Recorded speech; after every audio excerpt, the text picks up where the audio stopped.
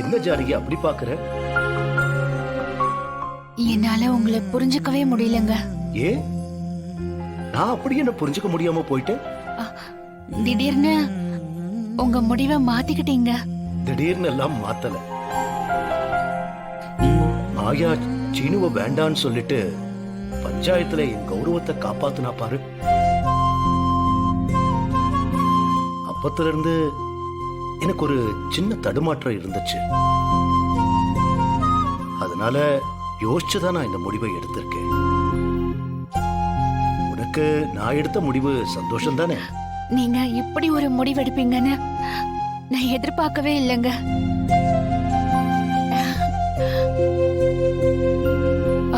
முதல்ல நீங்க கதிரிக்கும் மாயாவுக்கும் தானே கல்யாணம்னு சொன்னீங்க. அது உன்னோட பதில் என்னவா இருக்கும்னு பார்க்கதான் சொன்னேன். ஆனா அப்பவும் எல்லாரும் ஏன் முடிவுக்கு கட்டுப்பட தயாரா தான் இருந்தீங்க. மாயா கூட அது சரிங்கிற இடத்துக்கு வந்துட்டா.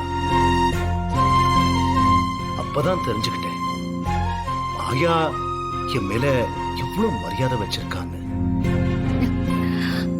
நீங்க கதிர கல்யாணம் பண்ணிக்க சொல்லிருந்தாலும் கண்டிப்பா அந்த முடிவை மாயா முழு மனசோட தாங்க ஏத்திட்டு இருந்திருப்பா.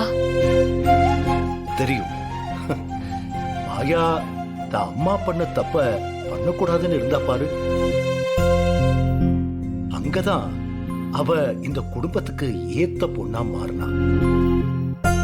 இப்ப கூட குடும்ப கௌரவம், காதல் கல்யாணம் கூடாதுன்னு சொல்லி நான் என் முடிவை வேற மாதிரி எடுத்திருக்க முடியும். ஒரு குடும்ப தலைவனா நான் அப்படி யோசிக்கலாம். ஆனா மாயாவ நான் என் பொண்ணா தத்தெடுத்திருக்கேன்.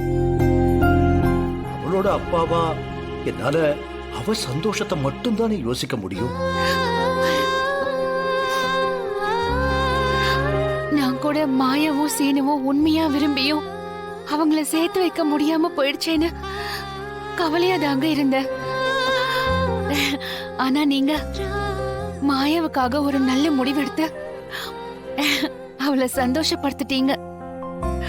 எனக்கு உங்களை நினைச்சா ரொம்ப பெருமையா இருக்குங்க.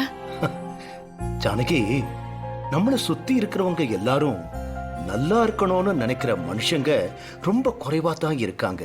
அதுல மாயாவும் ஒருத்தி. தான் ஆசைகளை தியாகம் பண்ணி குடும்பத்துக்காக வாழ முடிவெடுத்தா. இந்த மனசு எத்தனை பேருக்கு வரும்?